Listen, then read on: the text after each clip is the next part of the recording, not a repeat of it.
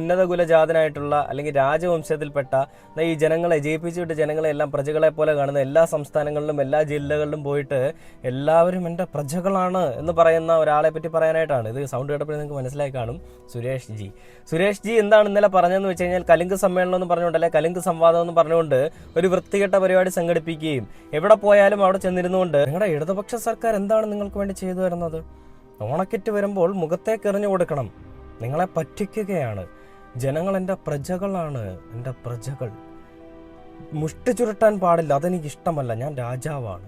നിങ്ങൾക്ക് വിരൽ ചൂണ്ടാം, വിരൽ ചൂണ്ടി സംസാരിക്കണം, വിരൽ ചൂണ്ടി സംസാരിക്കാൻ ശീലിക്കണം. അതാണ് പ്രജകൾ. അത് എന്തുകൊണ്ടെന്ന് വെച്ച് കഴിഞ്ഞാൽ ഇത് പ്രജകളുടെ രാജ്യമാണ് എന്നാണ് പറഞ്ഞത്.